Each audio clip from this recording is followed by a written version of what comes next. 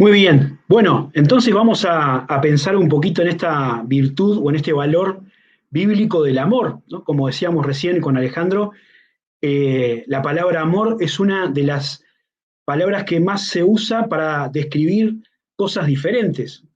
Estaba mirando en el diccionario hace un rato, en el diccionario de la lengua española, que tiene 14 entradas, ¿no? 14 descripciones o usos posibles de la palabra amor, ¿no? Que van desde el sentimiento intenso que uno tiene por una persona con la que convive, hasta el cariño o el afecto que puede sentir por alguna cosa, ¿no? Eh, y por esta razón, por ser una palabra tan utilizada o utilizada de tantas maneras, desvirtúa un poco a veces el significado real de lo que se quiere transmitir cuando se habla de amor, ¿no? A veces uno escucha decir, ay, lo amo, ¿no? Y puede estar hablando de un gusto de helado, de una mascota, de su hijo o de la persona con la que vive hace 50 años. Entonces, toda esa variabilidad nos hace reflexionar un poco sobre qué es lo que realmente significa el amor. Porque a uno le puede gustar mucho la menta con chocolate granizada, puede apreciar mucho a su mascota, pero eso no se puede comparar con el sentimiento que tiene hacia un hijo o hacia la persona con la que está casado. Entonces, ¿qué es lo que realmente significa el amor? ¿No? Es un poco lo que tenemos que definir, porque esa eh, varianza o esa diferente utilización de la palabra a veces nos puede confundir un poco, ¿no? Pensaba que a veces pasa lo mismo en el mundo comercial, ¿no? Uno va a comprar algún artículo, un electrodoméstico o un celular o algún champión o cualquier cosa y ve en la vidriera una gran variedad de precios, ¿no? Y uno de determinada marca que vale 100 y después hay otro que parece exactamente igual, pero vale 20, ¿no? Y uno dice, ¿cómo puede ser tanta diferencia si al final parece ser lo mismo? Y bueno, pero uno, si compra ese de 20, se va a dar cuenta de que al final va a tener que terminar pagando 120 porque eso que es barato generalmente termina saliendo caro. Y cuando hablamos del amor en esos términos tan volátiles o tan variables, ¿no? Generalmente podemos pensar en un concepto que no es el que la Biblia utiliza. El amor que nosotros utilizamos está más ligado hacia lo romántico o lo erótico, ¿sí? O quizás hacia el afecto entre dos personas que pueden tener una relación de intimidad, de noviazgo, de amistad, pero la palabra de Dios, la Biblia, utiliza la palabra amor de una manera mucho más seria y que no necesariamente tiene que ver solo con la relación entre un hombre y una mujer, entre una relación matrimonial. Pensemos que es el vínculo más, eh, de más largo plazo que una persona puede tener, ¿no? De dos personas que no son familia, ¿no? El vínculo del matrimonio. Sin embargo, el amor, en la manera en que la Biblia lo presenta, no solamente alcanza a esa relación, ni a la relación familiar, ni a la amistad, como hablamos la semana pasada, sino que piensa en el amor de una manera totalmente abarcativa, es decir, que incluye a todas las personas. Eh, en la vida real, en el mundo en el que vivimos, muchas veces escuchamos a personas que tienen una relación que terminó o que frustraron su noviazgo, su matrimonio, y dijeron, bueno, se terminó el amor, ¿eh? Y bueno, no hay otra solución más que separarse, que tomar caminos diferentes. Pero el amor que encontramos en la Biblia es muy diferente de ese amor que se termina o que puede aplicarse a cualquier cosa. Y hay un pasaje de la Escritura, de la palabra de Dios, que creo que se conoce bastante bien, aunque no sea alguien que asiste regularmente a la iglesia, porque es una porción que suele leerse en los casamientos, ¿no? En las ceremonias religiosas, sean de las iglesias cristianas evangélicos o también de las iglesias cuando son en la iglesia católica, que he estado en algunos, generalmente suele leerse esta porción que está en la primera carta del apóstol Pablo a los Corintios, en el capítulo 13. Y ahí eh, se habla acerca del amor, ¿no? Y voy a leer el texto para que los que no lo escucharon o los que no lo recuerden del todo lo puedan tener presente, ¿no? Es una parte nomás, son 4 versículos que están en 1 Corintios 13. Dice, el amor es sufrido, es benigno, el amor no tiene envidia, el amor no es jactancioso, no se envanece, no hace nada indebido, no busca lo suyo, no se irrita, no guarda rencor, no se goza de la injusticia, mas se goza de la verdad. Todo lo sufre, todo lo cree, todo lo espera, todo lo soporta. Hay otras versiones u otras traducciones, digamos así, de la Biblia que lo expresan de manera ligeramente diferente, pero es interesante esta otra que se llama Nueva Traducción Viviente. Dice, el amor es paciente y bondadoso, el amor no es celoso, ni fanfarrón, ni orgulloso, ni ofensivo. No exige que las cosas se hagan a su manera, no se irrita, ni lleva el registro de la ofensa recibida, no se alegra de la injusticia, sino que se alegra cuando la verdad triunfa. El amor nunca se da por vencido, jamás pierde la fe, siempre tiene esperanza y se mantiene firme en toda circunstancia. Este es uno de los pasajes más característicos que la Biblia habla sobre el amor, ¿no? Es un texto más largo que invito a que todos puedan leer ahí en ese capítulo 13 de 1 Corintios, pero este es como el cerno de lo que el amor del que habla la Biblia nos expresa, ¿no? Y vamos a ver de esta lista de virtudes, de este collar de virtudes que tiene el amor, tres cosas que me gustaría destacar. El amor del que habla la Biblia es un amor que en primer lugar es voluntario. En segundo lugar, es un amor que es práctico. Y tercero, es un amor que es incondicional. La primera cosa que podemos ver ahí es que el amor del que habla la Biblia es voluntario. Es decir, no es el resultado de un sentimiento que está más allá de la voluntad de la persona que ama, sino que es una actitud perseverante. Amar en la Biblia es un mandamiento que Jesús definió como el mandamiento más importante. Cuando le preguntaron al Señor cuál era el mandamiento más importante de la ley de Moisés, el Señor resumió todo en dos frases, ¿no? El mandamiento más importante de la ley es amar a Dios y amar al prójimo.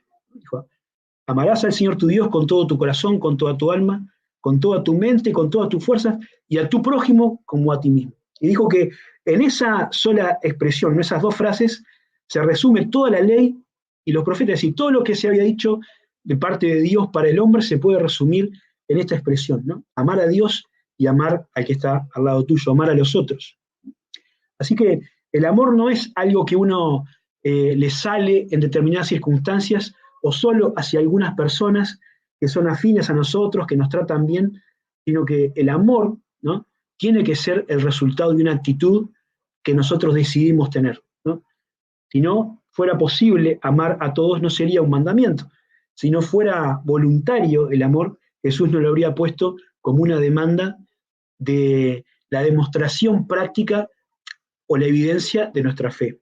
Cuando el Señor estaba hablando con los discípulos en ese último momento antes de la crucifixión, les dejó un mandamiento nuevo, que era que se amaran unos a otros, ¿no?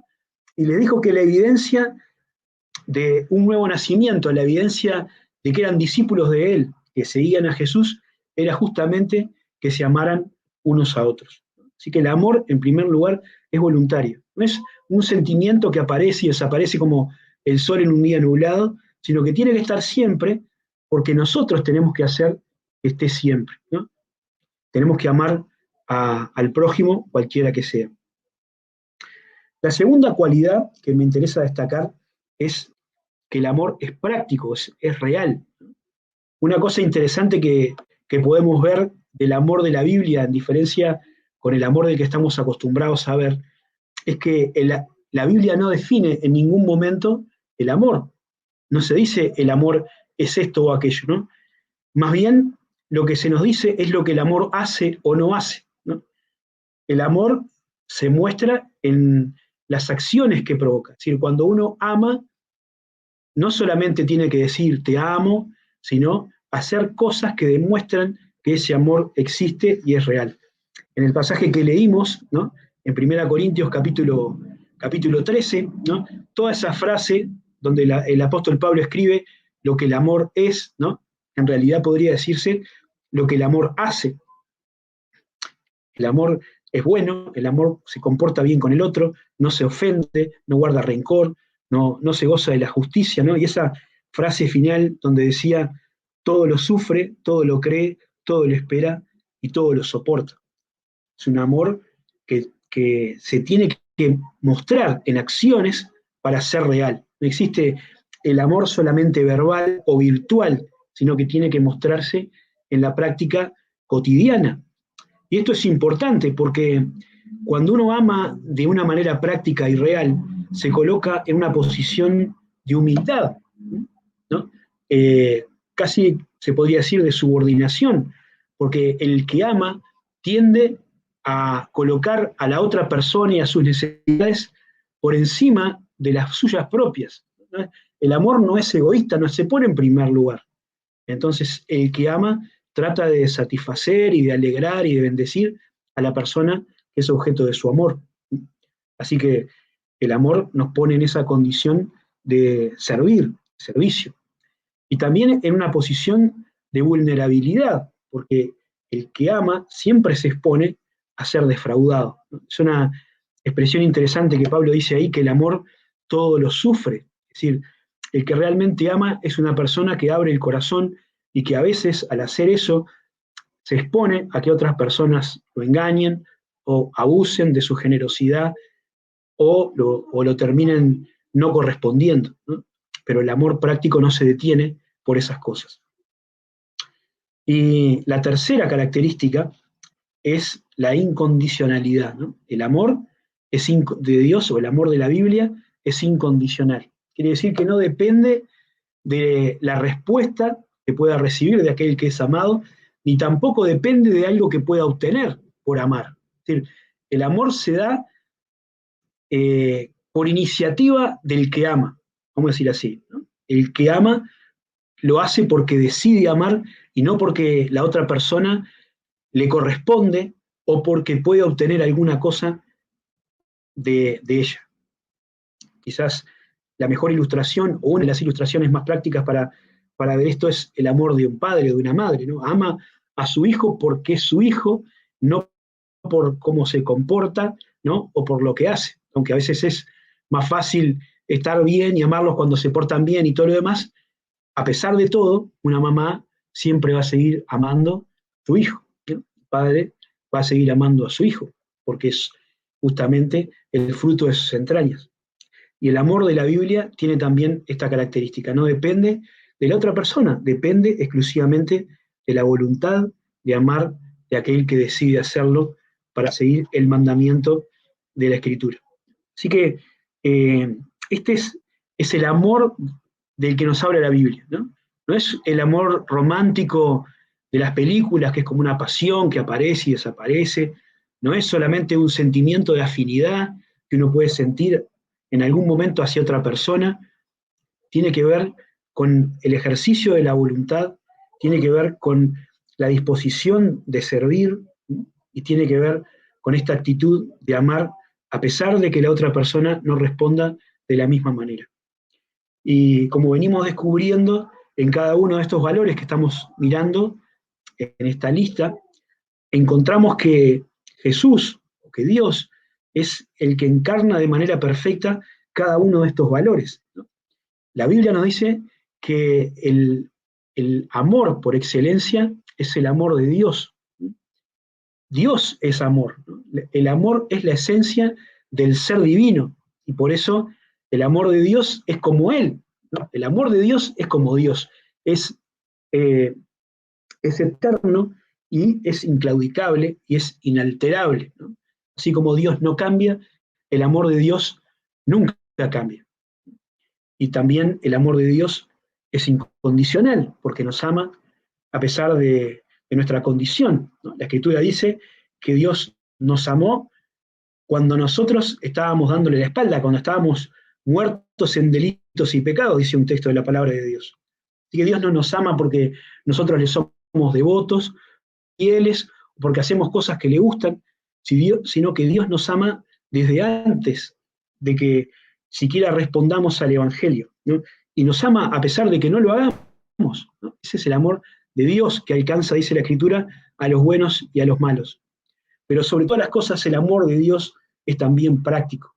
Hay un pasaje muy tremendo en la carta de Juan, primera carta de Juan, donde dice el escritor: en esto se mostró el amor de Dios para con nosotros, en que Dios envió a su Hijo unigénito al mundo para que vivamos por Él. En esto consiste el amor, no en que nosotros hayamos amado a Dios, sino en que Él nos amó a nosotros y envió a su Hijo en propiciación por nuestros pecados. Es decir, acá se muestra en qué consiste y en qué se muestra el amor de Dios, ¿no? Se muestra en la cruz. La cruz de Jesucristo es la máxima demostración del amor de Dios por cada uno de nosotros, por la humanidad en general, pero por cada uno de nosotros, porque el Señor ocupó nuestro lugar en la cruz. Él es el máximo ejemplo de amor. Cuando nosotros creemos en Jesús como Salvador personal y nos reconciliamos con Dios, dice la Escritura, que el amor de Dios es derramado en nuestro corazón. La Biblia nos enseña que no hay otra manera de amar de la manera en que Dios ama, ¿no? No hay una manera de amar, como dice 1 Corintios 13, sino es con el Espíritu Santo en nosotros, con el amor que Dios pone en nuestro corazón. Lo único que nosotros hacemos es transferir ese amor que recibimos hacia los demás, ¿no? Amar como Dios nos amó. Y este es el mandamiento o el valor que tenemos para compartir, ¿no? El amor de Dios, amar como Dios nos ama a los demás, de manera voluntaria, de manera práctica y de manera incondicional, entre otras muchas cosas que ese pasaje nos enseña.